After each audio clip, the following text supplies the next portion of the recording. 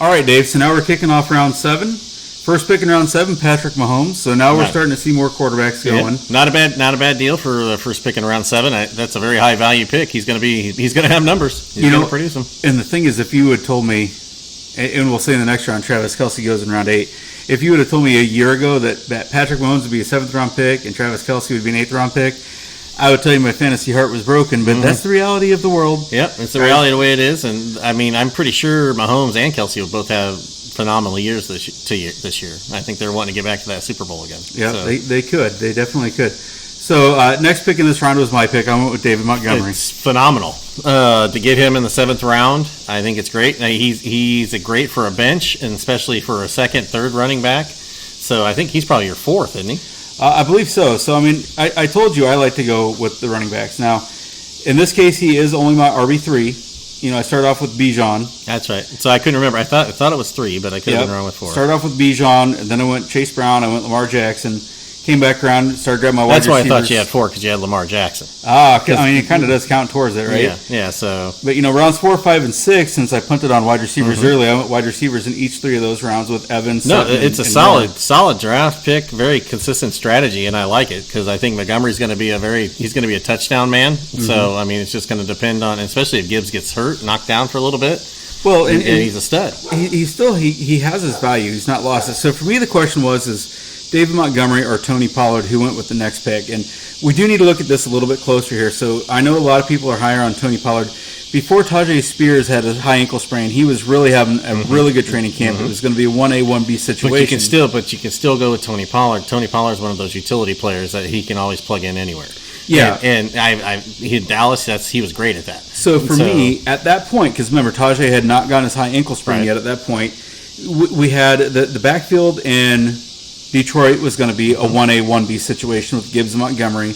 The backfield for the Titans was going to be 1A, 1B with both Pollard and Tajay Spears. If I'm going to take the 1A, 1B combo, or the 1B in this case, it's going to be on the better offense. Right. And that's why I went with Montgomery over Pollard. A slight edge on that. Both guys are values, obviously, here in the 7th round. But you make a very valid point, though, with the better offense, because Detroit's offense this season. You're not sure what you're going to get with Cam Ward and Tony Pollard, but what I hear, though, Cam Ward is one of the bigger steals of the year, too. Yeah. So coming up from just his work ethic and what he says to the press. Could be. And keep in mind, too, this is a different looking defense as well. So Detroit's defense is always going to keep Detroit in the game. So they'll never have to abandon the run. Right. And there's still question marks, though. Aiden Hutchinson's coming back off of that big Achilles repair. True. But as an overall unit, I think I like Detroit's defense better. So that's the other thing, too. When you're looking at Tennessee, there may be games where they're going to have to be pass heavy just to try to catch up garbage time points. Very good. So moving on, though, we got Brock Purdy here, which I think is a great pick for round 7. Purdy's going to have to basically take San Francisco where they need to go this year. So basically, Purdy's going to have to rock out with his Brock out. I mean, that's what he's going to have to do.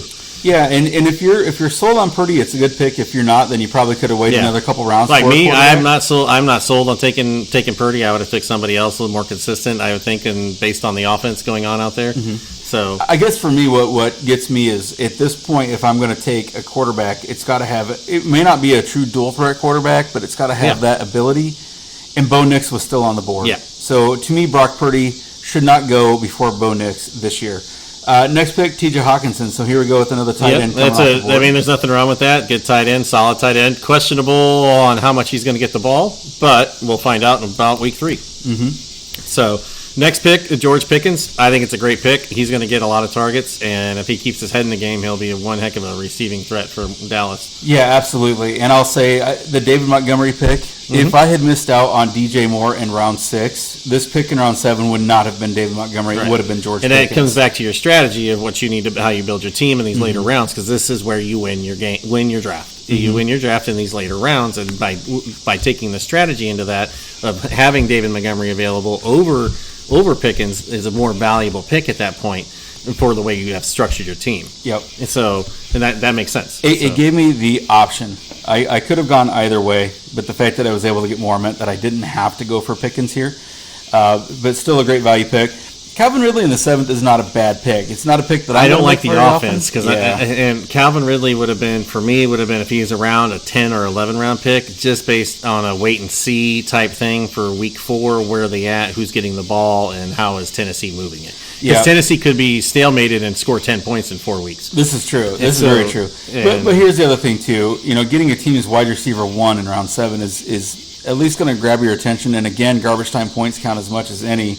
And I don't think Tennessee's going to be in a lot of these games. They're going to have to pass the ball. It's true. I mean, it's a catch. But see, I'm kind of high on Travis Hunter. I'm kind of curious to where he goes. Now, my thing is, he's still a rookie, and he's playing at a different level, different speed, and it's going to be curious to see when he plays both ways. Yeah, so Travis Hunter did go 2 picks later. Let's get to the Bo Nix. I'm sorry. I skipped over the guy I actually like. Yeah, but I do want to talk about Travis Hunter because I'm scratching my head, and maybe you can straighten me out here, but I love the Bo Nix pick in round 7, and he's not a true dual threat. Try to say that, but he has the ability to be a dual threat quarterback. He does, and he's shown it. And my thing is here, people. I keep telling you, as much as I don't want Denver to do well, because I'm not a Denver fan, they've got a great offense, they've got a good defense, and they've got a great coach. Yep. And he develops quarterbacks, and they have got some playmakers on the outside. And did I tell you they have an offensive line?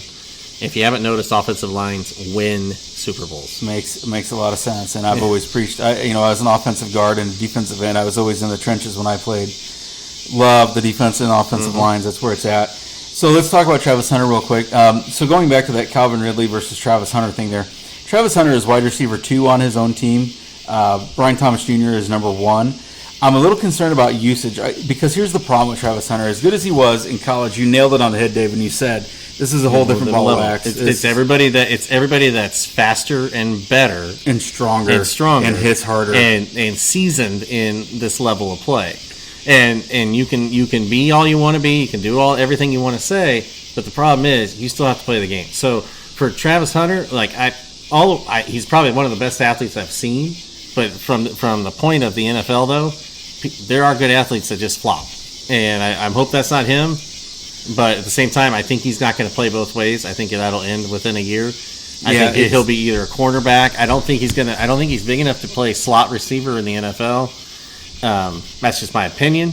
But when we look at the only real example we have of the dual threat corner wide receiver, it was Deion Sanders. He was an elite corner. He was in a league all his own. He was, but I'm just saying, even he, being probably the best pure athlete outside of maybe Bo Jackson that the NFL has ever seen, even he could not hold up on offense and had to pick a side. Yeah, and had to pick a side. And you can even look at Devin Hester, not to that extreme, but they tried him on offense and couldn't work out. So I worry about Travis Hunter's ability to hold up and produce. He's not his team's number 1.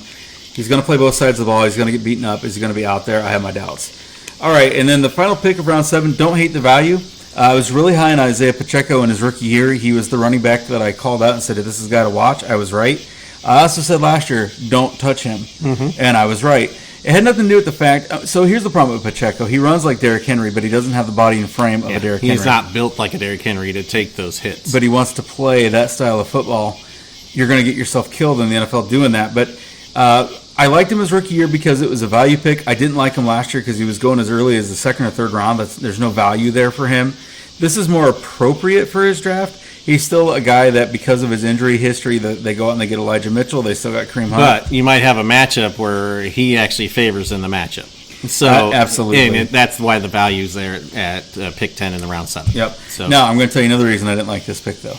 Could you pick next? Well, this is the same guy that took Xavier Worthy and Rashee Rice. Basically, he's loading up on Kansas City Chiefs, basically shooting himself in the foot because they're all fighting for points now. And listen, if you want to go for the stack, go for the stack. I know that's become the trendy thing in fantasy football. I like the wide receiver 1 quarterback stack. Well, right. Yeah, I don't like going any deeper. We talked about that. If you're going to stack them, you're going to go quarterback, wide receiver, or quarterback, running back if that running back comes out of the side. Yep. So, and that's what you're going to be looking at. So it just depends on what your game plan is. And like I said, I don't go with more than 1 or 2 unless it's a quarterback wide receiver combo because you're more apt to get touchdowns and yardage on that same play for both players with a quarterback wide receiver.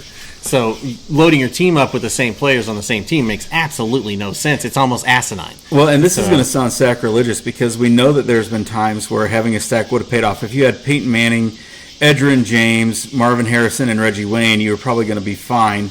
Well, but that's because this because that Colt team was averaging 45 points a game. Yeah, and it's going to sound sacrilegious, but Kansas City took a major step backwards, and I don't think it's going to be better this year. No. I don't think it's going to be either. I think they'll be competitive. I think they'll be in the game, but I don't think it's going to be Super Bowl bound. Although, I mean, Kelsey has the attitude that he's ready to roll. So, which, I mean, that guy has he has a mean attitude, and I like seeing that. Last year he didn't have it, but he also landed himself a nice little girlfriend. He sure did. What a motivation. So, yeah. Yep, Travis Kelsey there with the first pick in round 8. Don't hate the value again. Kind of like it. Kelsey's not a guy that I'm going to have a whole lot of shares of, but I mean, if he had been there when my pick came down there at the 9th pick in this round, I probably would have been tempted to take him. But, oh, yeah.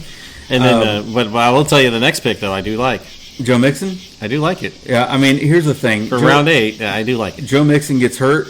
Don't get me wrong. He's got Nick Chubb behind him. Don't get me wrong. But in round 8, you got a team's RB1. You can't be angry about that. No, love that. Yeah. Jalen Waddle, the next pick. This is a guy that I'm actually a little bit higher on this year. The only guy I would actually draft off of the Miami Dolphins. Agreed, 100%. Yeah. Other than a Shane, I would take a Shane. But here's the thing.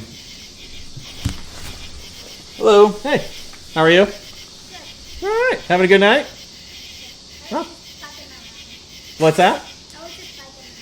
Oh, yeah, nice. Well, be careful. All right. It's getting a little dark. All right. Have a good one. It's just like game day. We got a crowd.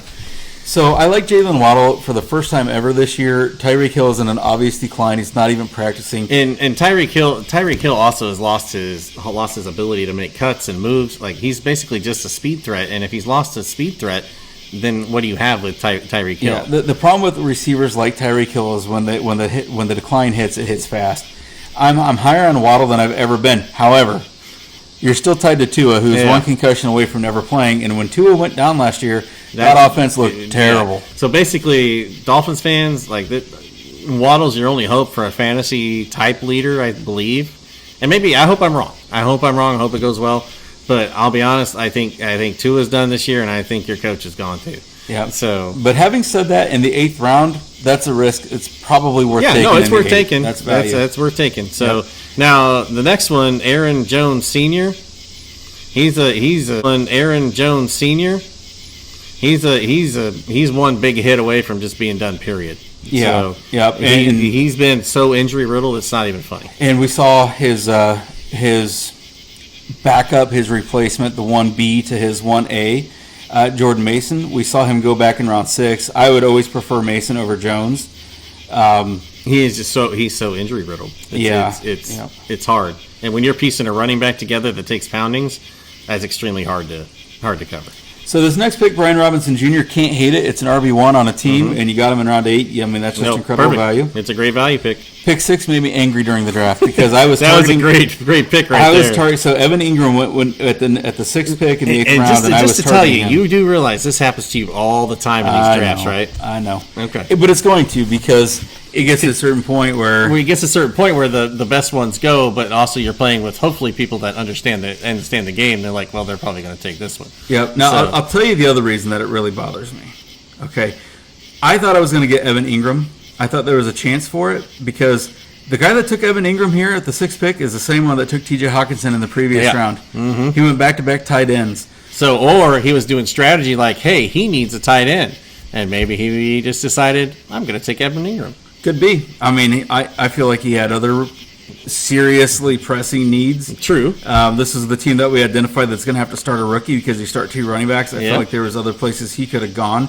Travis Etienne would have fit well on his team right there. Unless he's going to play 2 tight ends. He might put him in his flex. But I was drooling. My picks coming up in 3 picks. There was only one guy between me and him that needed a tight end. Mark Andrews went the next pick. I was just sure I was going to get Evan Ingram, and I missed out. So I was really mad at whoever this person is. Never thought they were going to go back-to-back tight ends in round 7 and 8. Mm-hmm. I went back-to-back tight ends, but I did it in like 11 and 12. Oh, yeah. So, I mean, it's not impossible to do it. I just thought this was a little premature when you have glaring holes at other positions.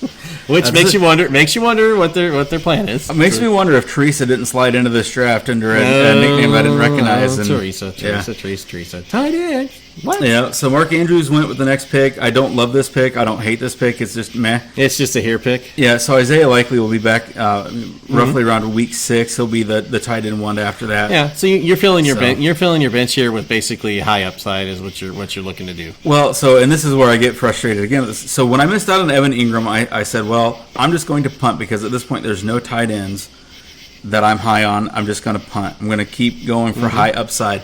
And I had actually circled Tedroa McMillan in my mind, thinking I'll grab him. I could use a So maybe we need to start thinking like if I want this guy, but I'm going to really think I want this guy. So they would take Stephon Diggs, and then you could get your guy you wanted. Yeah. So in my mind, I'm like, I'll just go with the high upside wide receiver. He goes one pick before me. I know I need a wide receiver for at this point. If I'm punting on tight end, I can't justify another quarterback when I got Lamar. Right. I don't draft 2 quarterbacks. And right now you basically have to kind of just take a shot in the dark because you have a coming around pick. So basically you can fill up 2 spots. So if you're looking at your bench, the best likely pick is, Stephon Diggs. He's in New England. He's going to get the ball. It's going to be a consistent. He's the number 1 wide receiver. He may not be the Stephon Diggs of old, but he doesn't have to be fantasy relevant. Nope. And basically he's going to be right. He'll be a bench player that fills in depending on a matchup. And as long as he stays out of Cardi B's crack, we're fine. Yeah, pretty much. Yeah. Ooh, dang. Yep, getting a little spicy there. Wow. But next pick, Jerry Jeudy, number 1 wide receiver on Cleveland. The only problem is I couldn't go with him because I don't know who the quarterback's going to be. That's and even if I did, I don't know that I would trust it anyway. Yeah, that's an issue. I give Cleveland another year before you can really figure out what's going on with their team. But here's what's interesting. This guy went back-to-back. Yeah, and he took another. I don't understand this. I don't get it. So he is Kansas City, Cleveland. So basically. Yeah, so I'm just perplexed. So basically, I'm going to predict he's going to probably end up in the bottom 2 with his draft, unless. Well, this is a different guy. So is that the wrong one? I thought I had the right one. So this is a different guy going with a Cleveland. Well, I said bottom 2, so they can both hang out together. Yeah, they're going to be down together because this is a Cleveland stack, and the problem with this is this guy started off so strong. This was one of my favorite teams, and then he does this. Yeah, he faded. So at this point, I've got my quarterback, I've got 4 wide receivers, I've got 4 running backs. I will say I'm not going to draft a tight end at this point. Yeah, because there's nobody there I feel like has value. No, now you're playing matchups. If you're going to go tight ends, I almost wouldn't draft one and fill up my board. Well, I've got a thought. And we'll get to it because we're going to end this video here after round 9. We'll do the rounds 10, 11, 12 rapid fire, along with 13, 14, and 15. We're just going to finish this off in one giant video that's going to last half the amount of time. But we're fine. So we'll go now. But then with your next pick here, though, what you did is you picked up Travis Etienne Jr. At Jacksonville. I think that's a very good pick for round 9. I think it's a high return. So because he's going to have to touch the ball to help out everybody in Jacksonville. And the only issue is you got questions on the front on the line. But at the same time, he can catch too. So well, and that's just it. So the head coach of Jacksonville was the offensive coordinator last year for Tampa, and he absolutely used Bucky Irving as his primary runner, but also Bucky Irving started catching the ball out of the backfield. Everybody thought it was going to be the Rashad White show, but Bucky Irving held his own. Right. And I'm hoping that Travis Etienne will do that too. So for me here, it was actually between 2 different players. So I already had a quarterback. I'm not drafting 2. I've already decided at this point I'm not taking a tight end. I've got 4 running backs, 4 wide receivers. I've got options here. For me, it was between Travis Etienne and Emeka Egbuka down in Tampa. But you already took Mike Evans, that's why I went the way I went. So you have Mike Evans, so you would go Travis Etienne. Yep. So because they basically then and the other issue is when they come to bye weeks with having the same people on the same team, you're going to have to fill all those spots, and you don't have that. Yeah, and I don't necessarily care about bye weeks too much if it's the best player and he's substantially better than the next one available. But in this case, I wouldn't say that that's necessarily the case how here. They drafted him. Yeah. So next pick, Jaden Reed. Don't really care for Jaden Reed. I know everybody was really high on him last year because he did flash. I'm not sold on Green Bay's offense. So. Well, they've just got they drafted Matthew Golden. They've got Jaden Reed. They got Reed. They got Wicks. Eventually, Christian Watson will come back. They got Romeo Dobbs. But you Tucker Kraft. But you have Love, who has a thumb injury now. So my thing is, though, you have unseasoned wide receivers, and I mean you're basically running Josh Jacobs and old, he's kind of up there. He's got like 3,000 kids, I think. But I mean, I don't know. I'm just not sold on their offense. But here's the thing. So they drafted a wide receiver the first time in like 30 years. And that's my point. So they have 5 wide receivers that I can name rapid fire off the top of my head, plus Tucker Kraft at tight end. There's one football, and and Jaden Reed is not so much better than everybody else that he separates from that pack. So I'm not touching him. Love the Dak Prescott pick here in round 9. That's tremendous value. You cannot be high on the weapons, not be high on the quarterback. Yep. I'm high on CeeDee Lamb. I'm high on George Pickens. Because of that, I have to be high on Dak Prescott. Yeah. Plus, they're going to have to pass the ball a bunch because they're going to be in some high-scoring games in that division. Yep, very much. That's a very potent division. Very valuable pick there at number 9. So is the next one, J.K. Dobbins, Denver running back. That's the number 1 running back right now out there. Number 1 goes in round 9, even though R.J. Harvey went all the way back. You can't really argue that. It's a good pick. Next pick, running back again. You got Tyrone Tracy Jr.